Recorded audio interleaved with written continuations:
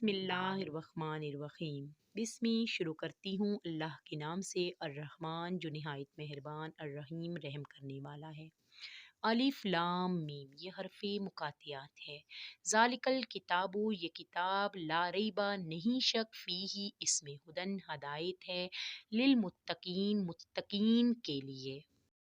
قرآن پاک کے معنی اور مکمل تفسیر جاننے کے ساتھ ساتھ اللہ تعالیٰ کے بتائے ہوئے طریقے کے مطابق زندگی میں آنے والے تمام تر مشکلات کا حل قرآن و حدیث کی روشنی میں سب تک پھیلانے کا ذریعہ بننے کے لیے اس ویڈیو کو آخر تک ضرور دیکھیں اور ساتھ لائک اور زیادہ سے زیادہ فیملی ممبرز کے ساتھ شیئر کریں۔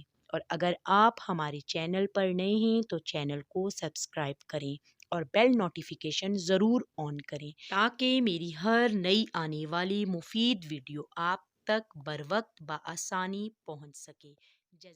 قرآن کریم کی 29 شروع کی صورتوں کے شروع کے الفاظ حرف مقاطعات استعمال ہوئے ہیں اور ان کے بارے میں یہ ہے کہ اللہ کے راز ہیں اور ان کی مراد کیا ہے، معنی کیا ہے، مطلب کیا ہے، یہ اللہ ہی بخوبی جانتے ہیں، لیکن ہم ان کے حق ہونے پر ایمان لاتے ہیں، یقین رکھتے ہیں۔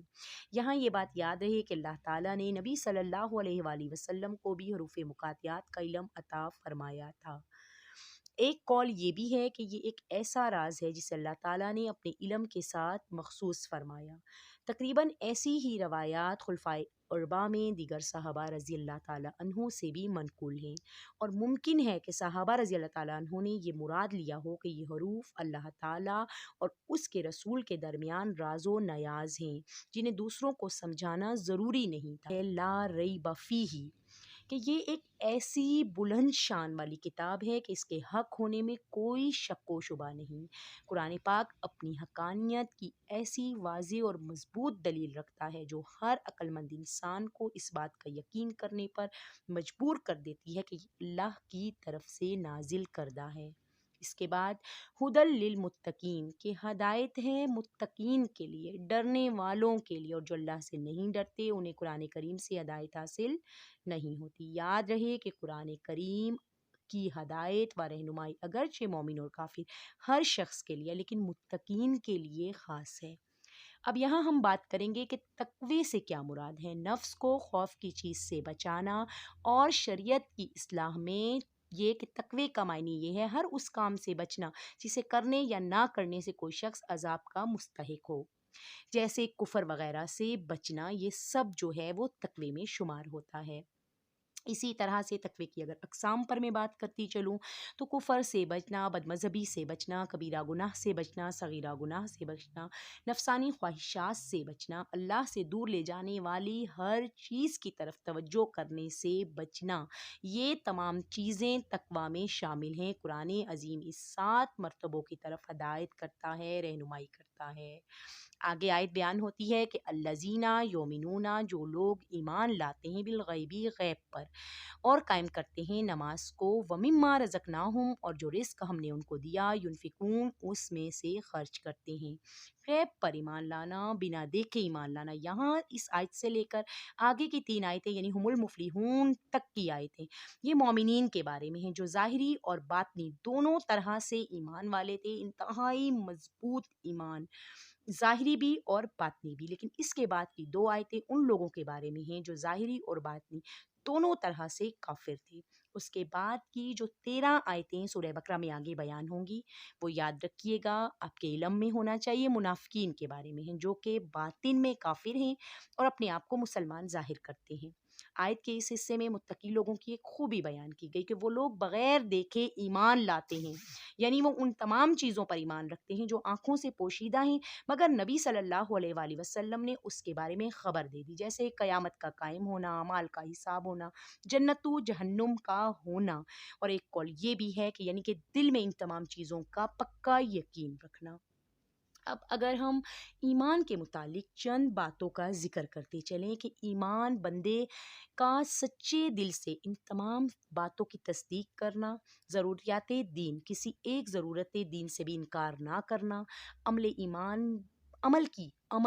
ایمان سے ایک الگ ہے، ایمان قول ہے اور عمل ہے، تو اپنے عمل کو بہتر کرنا، زندگی میں بہتری کرنا۔ اور غیب سے مراد یہ ہے ہر پوشیدہ چیز جو نبی صلی اللہ علیہ وسلم سے ہم تک پہنچ گئی، بنا دیکھے اس پر یقین رکھنا۔ آگے آیت ہمیں کہتی ہے وَيُقِيمُونَ الصَّلَاةَ کہ نماز کو قائم کرنے والوں کے اوصاف بیان کیے گئے، متقی لوگوں کی ایک خوبی بیان کی گئی کہ نماز قائم کرنے سے مراد یہ ہے کہ نماز کے ظاہری اور باطنی حقوق ادا کرتے ہوئے نماز پڑھی جائے۔ ظاہری حقوق یہ ہیں کہ ہمیشہ ٹھیک وقت پر نماز پڑھی جائے، اور باطنی حقوق یہ ہیں کہ غیر اللہ کے خیال سے فارغ کر کے پورا اللہ کی طرف متوجہ ہو کے خاص بارگاہ الہی میں عرض و نیاز اور مناجات میں محو ہو جائے، اللہ کے حضور حاضر ہو جائے۔ نماز پڑھنے والوں کے مختلف فضائل اللہ تعالیٰ نے بار بار بیان کیے ہیں تاکہ اللہ تعالیٰ ہمیں اس طرف لے کر آئیں۔ اسی طرح اللہ تعالیٰ ایک آیت میں بیان فرماتے ہیں کہ بے شک وہ ایمان والے کامیاب ہو گئے جو اپنے نماز میں خشوع و خضوع کرنے والے ہیں۔ ایک اور آیت آپ کو بتاتی ہے کہ وہ لوگ جو اپنی نماز کی حفاظت کرنے والے ہیں۔ اسی طرح اللہ تعالیٰ نے ناپسند فرمایا ہے نماز میں سستی کرنے والوں کو۔ آیت بتاتی ہے کہ بے شک منافق لوگ اپنے گمان میں اللہ کو فریب دینا چاہتے ہیں، وہی انہیں غافل کر کے مارے گا۔ جب نماز کے لیے کھڑے ہوتے ہیں تو بڑے سست ہو کر لوگوں کے سامنے ریاکاری کرتے ہوئے کھڑے ہوتے ہیں، اللہ کو تو بہت تھوڑا یاد رکھتے ہیں۔ اس کے بعد کچھ لوگوں کی ایسی قسم بیان کی جا رہی ہے جو انتہائی نالائق، کہ ان کی جگہ جنہوں نے نمازوں کو ضائع کیا ایسے لوگ لائے گئے اور اپنی خواہشوں کی پیروی کری تو عنقریب وہ جہنم کی خوفناک وادی غی سے جا ملیں گے، مگر جنہوں نے توبہ کی، اپنی بہتری کی، وہ بچ جائیں گے، ان کی توبہ قبول ہوگی۔ نبی صلی اللہ علیہ وآلہ وسلم نے ارشاد فرمایا جس نے جان بوجھ کر نماز چھوڑی تو جہنم کے دروازے پر اس کا نام لکھ دیا جاتا ہے جس سے وہ داخل ہوگا۔ تو اللہ تعالیٰ ہمیں ایسے لوگوں سے بچنے کی توفیق عطا فرمائے، نمازوں کی حفاظت کرنے والا بنائے، آمین۔ آگے بیان ہو رہی ہے ایک خوبی کہ جو رزق اللہ نے دیا اس میں سے خرچ کرتے ہیں اللہ کی راہ میں۔ زکوٰۃ کا بیان ہے، مسکینوں پر، یتیموں پر خرچ کرنا، مساجد پر خرچ کرنا انتہائی افضل ہے کہ صدقے کی تو اللہ پرورش فرماتا ہے کہ اللہ کی راہ میں خرچ کرنا۔ اس سے معلوم ہوتا ہے کہ راہ خدا میں خرچ کرنا کتنا افضل ہے، اور لیکن اس کا بھی ایک اللہ تعالیٰ نے یہاں پہ طریقہ بیان فرما دیا کہ اعتدال سے خرچ کیا، میانہ روی اختیار کی جائے۔ اللہ تعالیٰ آیت میں واضح طور پر بیان فرماتے ہیں اور اپنا ہاتھ اپنی گردن سے بندھا ہوا نہ رکھو، نہ پورا کھول دو کہ پھر ملامت میں حسرت میں بیٹھے رہ جاؤ۔